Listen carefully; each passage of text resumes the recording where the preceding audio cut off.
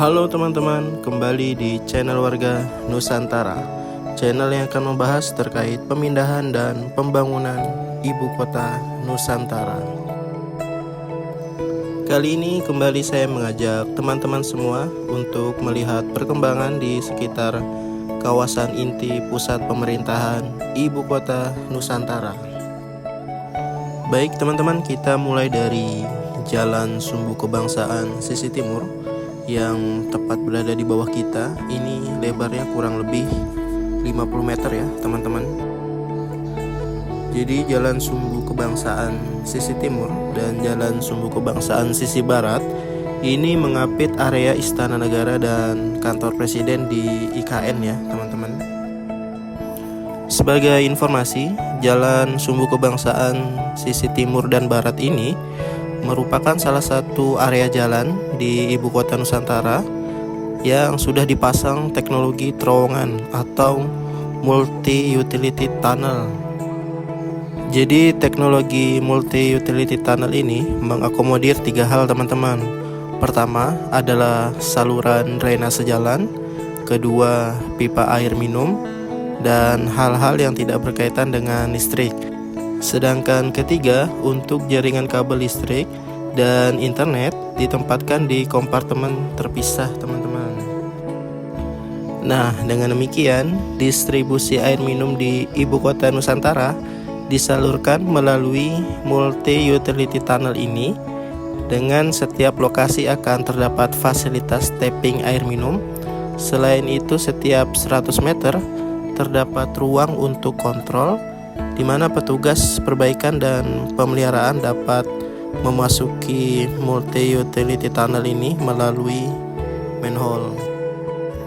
Nah, teman-teman, selanjutnya saya akan mengajak teman-teman semua untuk melihat pembangunan gedung-gedung kementerian yang ada di ibu kota Nusantara. Jadi saat ini di ibu kota Nusantara sedang dibangun 4 gedung Kemenko. Yang pertama adalah gedung Kemenko 1 atau Kemenko Bidang Kemaritiman dan Investasi. Lalu kedua adalah gedung Kemenko Perekonomian. Dan ketiga adalah gedung Kemenko Bidang Polhukam. Dan keempat adalah gedung Kemenko Bidang Pembangunan Manusia dan Kebudayaan. Nantinya teman-teman, di setiap komplek gedung Kemenko itu akan terdiri atas 4 gedung, sehingga secara total akan ada 16 gedung. Untuk tahap awal, gedung Kemenko akan digunakan sebagai kantor bersama atau sharing office dengan kementerian yang ada di bawahnya. Jadi nanti dalam satu gedung akan ada beberapa kementerian ya teman-teman. Nah teman-teman, di depan ada lapangan upacara yang akan digunakan untuk upacara hari ulang tahun kemerdekaan Republik Indonesia tahun ini ya. Jadi untuk progres Istana Negara dan lapangan upacara ini sudah di atas 50% ya teman-teman. Pekerjaannya juga sangat cepat, masif, karena memang dikerjakan oleh ratusan pekerja yang pagi, siang, malam tidak pernah libur ya teman-teman. Dan kita doakan bersama semoga Istana Negara dan lapangan upacara bisa berfungsi pada tanggal 17 Agustus tahun 2024 ya teman-teman. Dan selanjutnya teman-teman, kita akan mengulas progres dari pembangunan kantor presiden yang berada di atas bukit. Itu adalah gedung nantinya yang akan berbentuk burung Garuda teman-teman. Menurut Direktur Jenderal Cipta Karya Kementerian PUPR, Ibu Diana Kusumastuti mengungkapkan progres pembangunan struktur utama kantor presiden di ibu kota Nusantara telah selesai dan kini tengah berfokus pada bagian sayap Garuda. Teman-teman bisa perhatikan ya, di bagian sisi kanan dan kiri dari gedung kantor presiden sedang disiapkan ya rangka-rangka untuk pemasangan bilah-bilah sayap Garuda. Menurut Ibu Diana, saat ini bilah-bilah itu sudah terpasang sebanyak 1282 dari total 4.650. Jadi kira-kira sepertiganya, dan kami harapkan nanti untuk sayap burung Garuda ini bisa selesai di akhir Maret. Meski terdapat beberapa kendala, terutama terkait logistik dan pemasangan baja dan bilah, Ibu Diana tetap optimistis pembangunan akan selesai tepat waktu.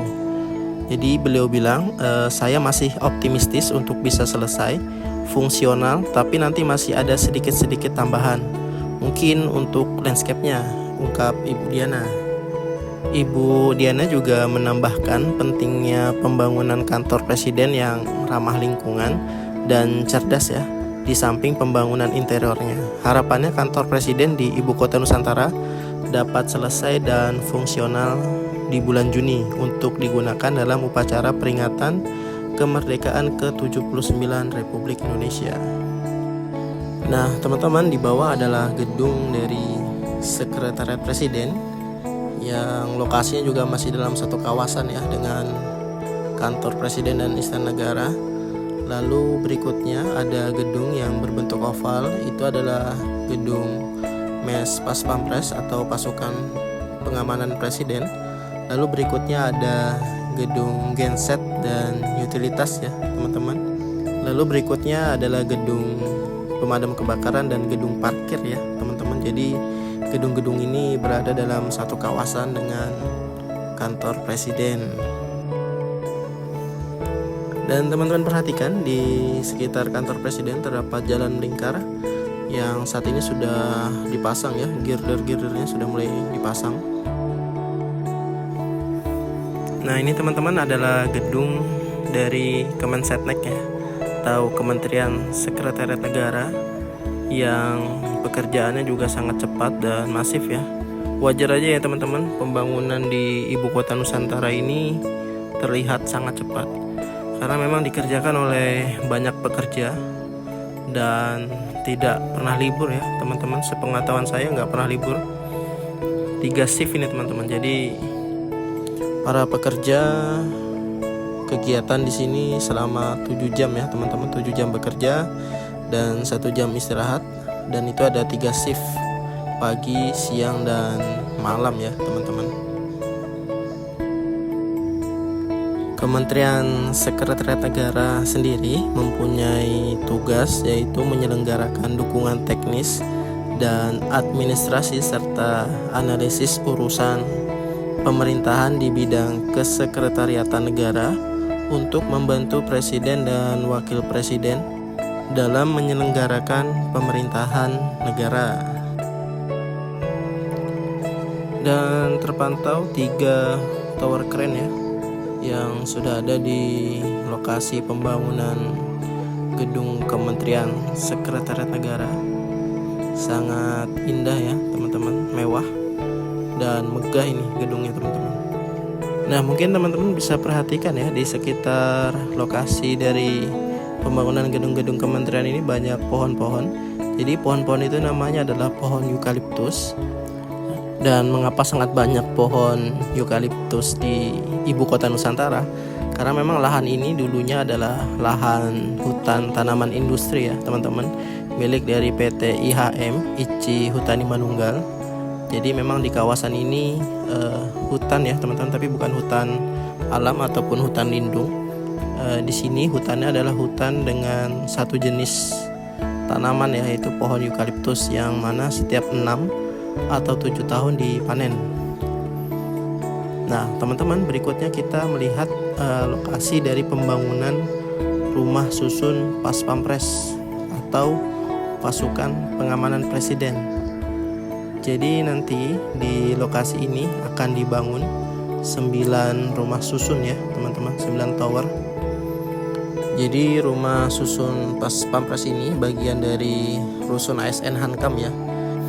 Dan sebagai informasi, jadi Kementerian PUPR membangun sebanyak 47 tower untuk ASN Hankam.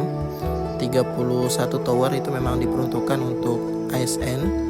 Lalu ada 7 tower untuk Polri dan BIN ya, atau Badan Intelijen Negara, dan 9 tower itu diperuntukkan untuk pasukan pengamanan presiden yang saat ini teman-teman lihat di video.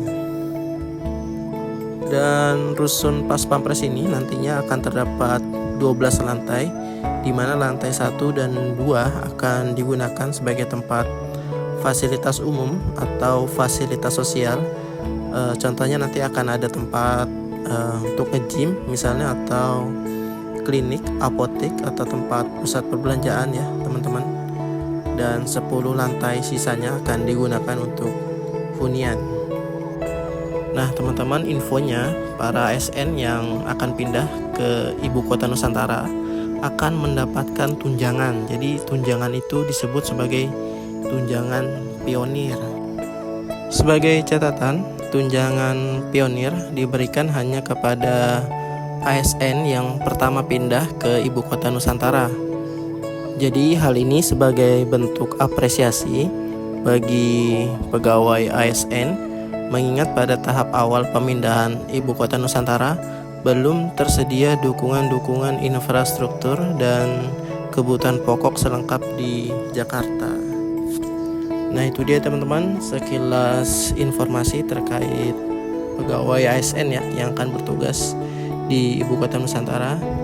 Dan mungkin videonya cukup sampai di sini ya teman-teman. Saya ucapkan terima kasih bagi teman-teman yang sudah menonton video ini sampai dengan selesai. Dan saya mengajak teman-teman semua untuk selalu mendoakan agar pemindahan dan pembangunan ibu kota Nusantara ini diberikan kelancaran dan semoga selesai tepat pada waktunya. Lalu doa juga kita berikan kepada para pekerja yang terlibat dalam pemindahan dan pembangunan ibu kota Nusantara ini, agar selalu diberikan kesehatan, keselamatan, dan keamanan ya selama menjalankan aktivitasnya di ibu kota Nusantara. Terus dukung channel Warga Nusantara dengan cara like, komen, dan subscribe. Sampai jumpa di video Warga Nusantara berikutnya, dan saya ucapkan salam Nusantara.